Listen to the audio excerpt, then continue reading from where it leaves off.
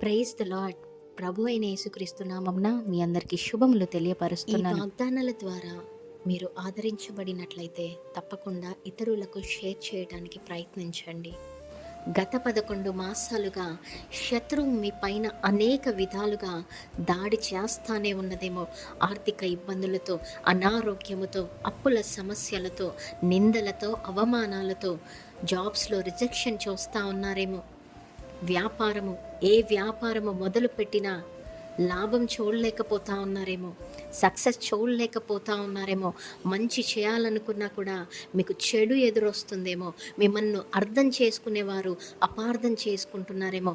భార్యాభర్తల మధ్యలో గొడవలు, విడిపోవటాలు, మరి పిల్లలు తల్లిదండ్రుల మాట వినకపోవటము, మరి శత్రువు కుటుంబాలను విచ్ఛిన్నం చేయటము, విడగొట్టటము, ఇలా అనేక రకాలుగా భౌతిక పరముగా, ముఖ్యంగా ఆధ్యాత్మిక జీవితంలో శత్రువు దాడి చేస్తూ ఉన్నాడేమో.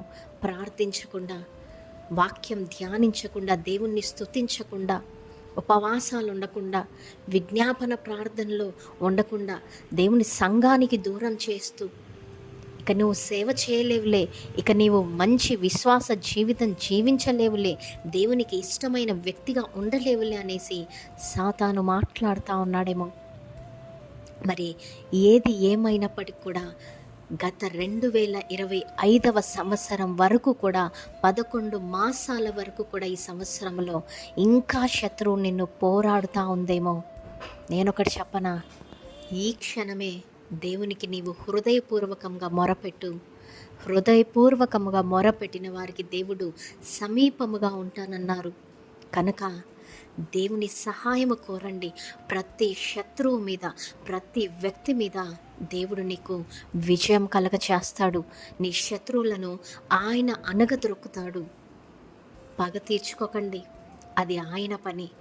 మరి దేవునికి ఎప్పుడైతే నీ శత్రువులను ఆయనకు అప్పగిస్తావో, నీ శత్రువులను సహితమో నీకు మిత్రులుగా చేయగల సమర్థుడు నిన్ను సృష్టించిన నీ సృష్టికర్త. కనుక నమ్మండి, విశ్వసించండి, కృంగిపోకండి, అధైర్యపడకండి. ఈ వాగ్దానాన్ని ఎత్తిపట్టి ప్రార్థించండి. తప్పకుండా నీ ప్రతి శత్రువు మీద దేవుడు నీకు విజయాన్ని దయచేసి నీ ప్రతి శత్రువులను దేవుడు అన్నగదొరక చేస్తాడని నమ్మండి, విశ్వసించండి. Amen. Praise the Lord. Have a great day.